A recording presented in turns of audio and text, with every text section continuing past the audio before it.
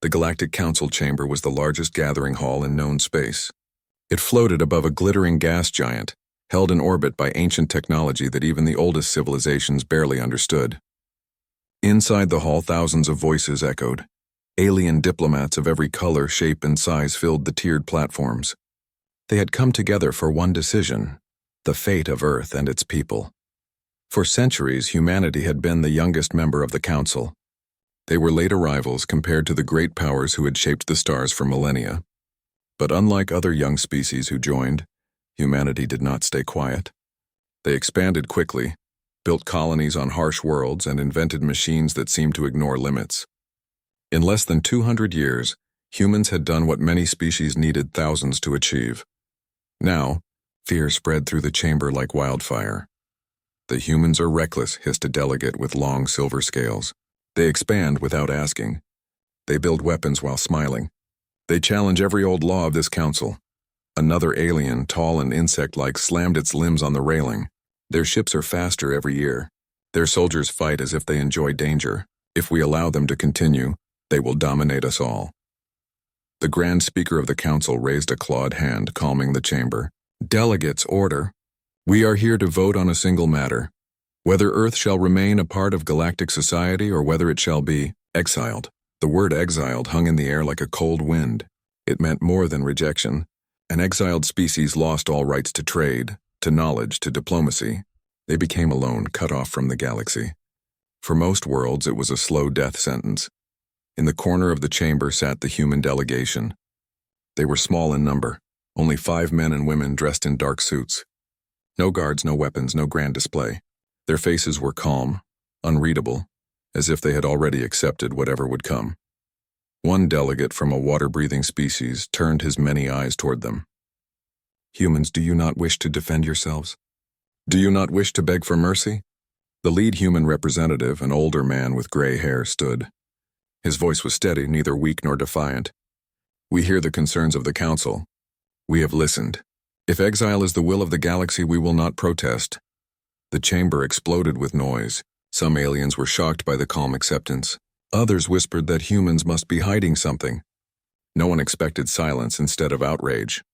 The Grand Speaker struck the ceremonial gong. "We will now vote." One by one, the great civilizations cast their voices. Exile. Exile. Exile. World after world followed until the chamber thundered with the sound of near-unanimous rejection. Only a few spoke against, reminding the others of humanity's aid in past wars, of their courage and ingenuity. But their voices were too few, too weak against the rising tide of fear. At last the gong sounded again. The decision was final. "By the judgment of the Galactic Council," declared the speaker, "Earth is hereby exiled. From this day forth no ship shall trade with them. No world shall ally with them. No aid shall reach them. Humanity is alone." All eyes turned to the humans. The gray-haired representative simply bowed his head. "Then we thank you for your decision. We will trouble you no more." He and his companion stood, collected their data tablets, and walked out of the chamber. No anger, no desperate pleas, no promises of revenge, just silence. The council members watched in confusion. Some expected tears, others a desperate protest. Instead, the humans moved like people who had already prepared for this moment long ago. When the great doors closed behind them, the chamber filled with uneasy whispers. Why did they not resist? Why were they so calm? Perhaps they do not understand what exile means. But one elder delegate, whose species had lived through countless ages, shook his head slowly. "No, they understand, and that is what frightens me most." Back on Earth, the news of exile spread across every channel, every colony, every ship. People listened in silence, much like their leaders had in the council. For a moment there was sadness. After all, humanity had dreamed of standing among the stars as equals. But sadness did not last long. Instead of despair, there was determination. On Mars, engineers began drawing new plans faster than ever. On Luna, factories lit up the night as they shifted into higher production. On the far colonies, captains recalled their fleets, pulling them back toward human space. In hidden research stations, scientists opened sealed projects, designs once kept secret until the right time. The message from the leaders was clear: we will not wait for permission. We will not wait to be told twice. For humanity, exile was not an end. It was a beginning. Meanwhile, in the galactic capital, rumors began to spread. Traders reported that human ships were vanishing from normal lanes, pulling into hidden routes. Spies whispered that Earth was sealing its borders. No one could confirm, but everyone felt the same unease. The Council had cast humans out, expecting them to fade. Yet somehow it felt as if the humans were not weaker, but stronger. In the deepest parts of the chamber, away from curious ears, a few nervous voices spoke of a dangerous thought. What if exile does not break them? What if exile frees them? The Grand Speaker dismissed such fears with a wave of his claw. They are only human. Alone they cannot survive. But as the chamber emptied, the elder delegate whispered a final warning to his apprentice. Do not mistake silence for weakness. Humans are not begging because they do not need to. The galaxy has just given them the one gift they wanted most: freedom. The years after Earth's exile passed slowly for the galaxy, but not for humanity. In the great halls of the Galactic Council, delegates often whispered about the humans. At first, they expected panic. Surely Earth would collapse without trade, without access to galactic medicine, without allies. But strangely, none of that happened. The humans did not cry out. They did not beg to return. They simply closed their borders. Human ships disappeared from the well-traveled lanes. Ambassadors left foreign embassies in silence. Traders who once carried Earth goods found their contracts ended, their routes suddenly empty. To many alien leaders, it felt as if Earth itself had folded inward, like a fortress locking its gates. Perhaps they are suffering in silence, some said. Perhaps they are dying slowly, others suggested. But there was no proof. The humans had vanished into their own space and no one could see what they were building inside. On Mars, factories worked without rest. Day and night, furnaces blazed, shaping alloys that no alien had ever seen. Engineers whispered to one another about engines that bent space in new ways, weapons that did not exist on any council record, and ships designed not for defense but for dominance. On Luna, massive shipyards grew like forests of steel. What had once been modest docking stations expanded into orbital rings, where thousands of workers assembled hulls larger than cities. Every launch was quiet. No broadcasts, no announcements. The new ships left Luna in silence, vanishing into deep space without explanation. On Earth itself, the people adapted. With galactic medicine gone, human doctors pushed their own science further. Diseases once thought incurable began to fall one by one. Energy shortages were solved with reactors so efficient that alien spies, peering through stolen reports, could not believe the numbers. Instead of collapse, humanity flourished. At first, alien spies tried to slip across the border. They wanted to learn what Earth was hiding, but none returned. One scout ship from the Zircon Empire entered human space through a quiet system. Its last transmission was a brief message of panic. They saw us before we even cloaked. Then silence.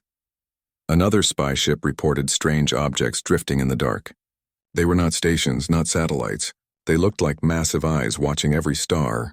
Before the spy could escape, its engines failed, and the ship was never heard from again.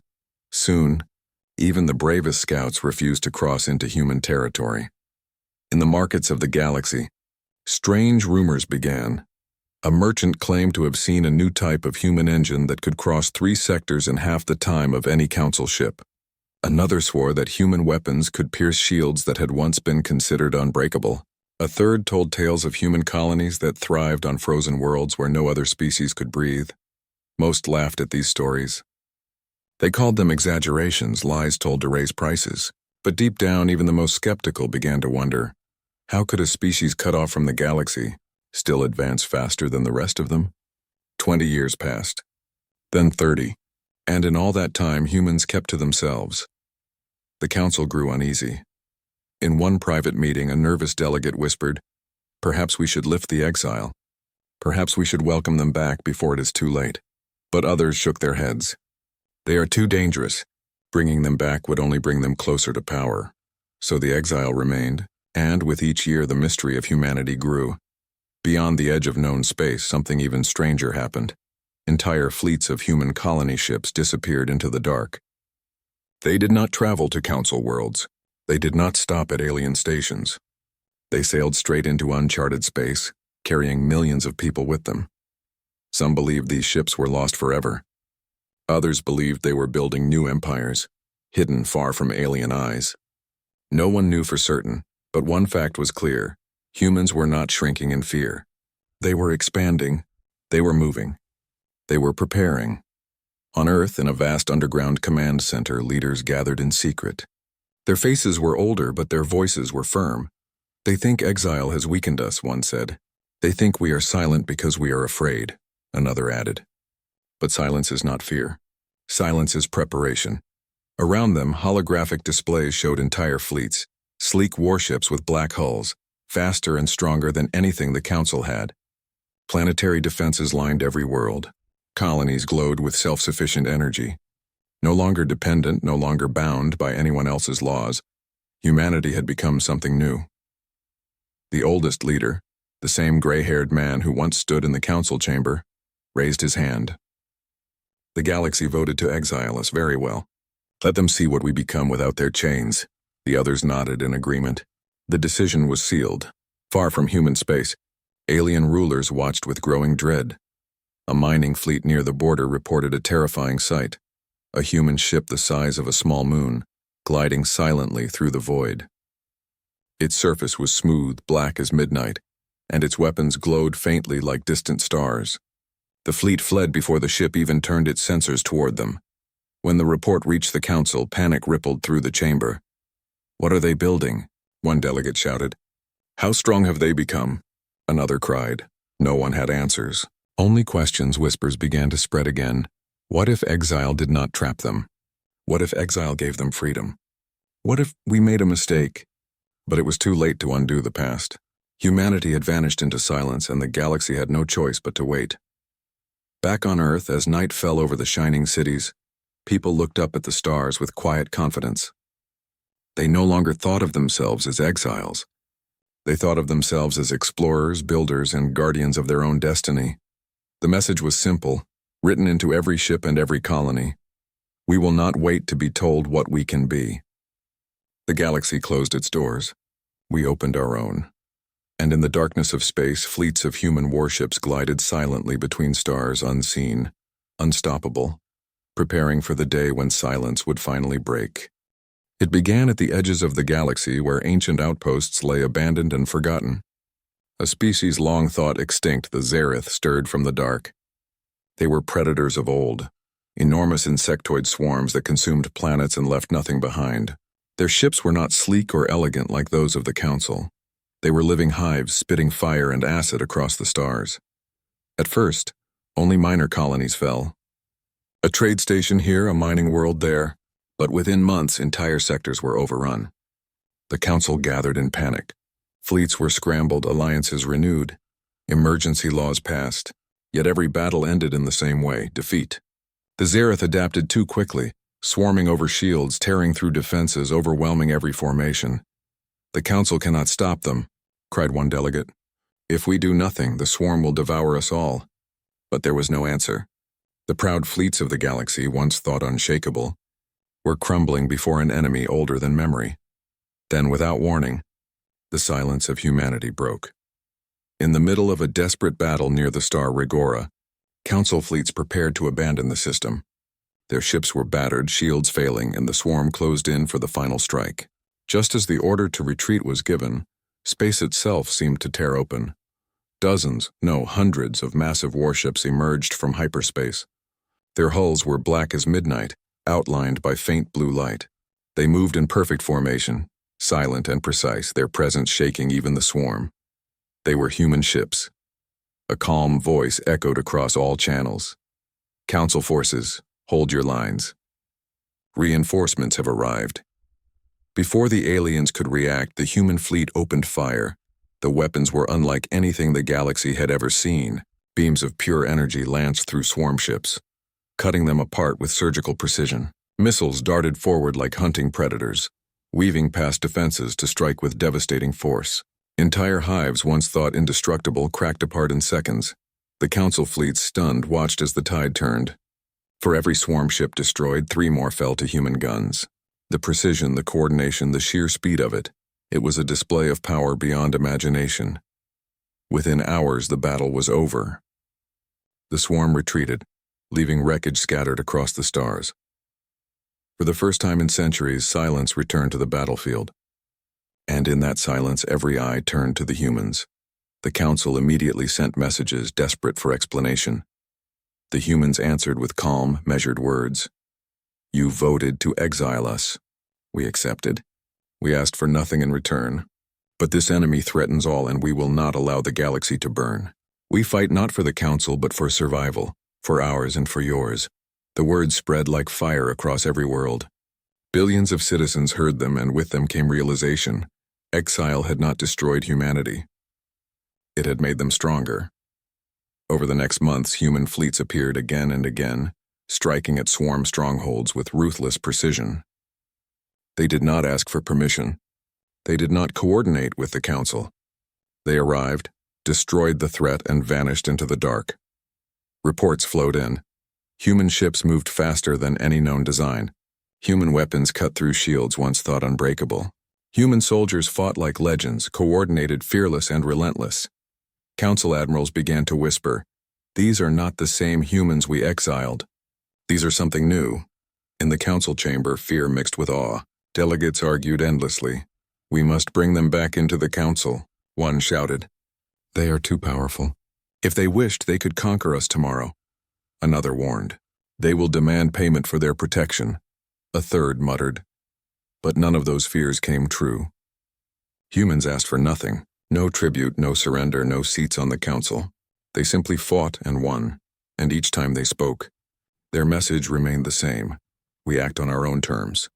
Finally, after the largest swarm nest was destroyed in a burning nebula, the human fleet transmitted one last message. The same gray-haired leader, now older but still sharp-eyed, appeared before every council screen. His voice was calm, but his words struck like thunder. 50 years ago you exiled us. You feared what we might become. You were right to fear. Exile freed us from your chains. It forced us to grow without your rules, without your limits. We no longer ask for a place in your council. We no longer seek your approval. We are not returning to you. You will adapt to us." With that, the transmission ended. The human fleet vanished into hyperspace, leaving the council speechless. Across the galaxy, whispers spread like wind through the stars. Exiling Earth was not their victory. Exiling Earth was humanity's liberation. The council feared their strength. Now that strength is here for all to see. Even ordinary citizens, far from politics and war, spoke in awe of the humans. Children played at being human captains. Merchants dreamed of trading with Earth again. Soldiers whispered prayers of gratitude for the black warships that appeared when all hope was lost. And somewhere, in the silence of deep space, humanity watched the galaxy with patient eyes. They had not forgotten the exile, but neither had they been broken by it. The galaxy had tried to push them aside. Instead, it had set them free.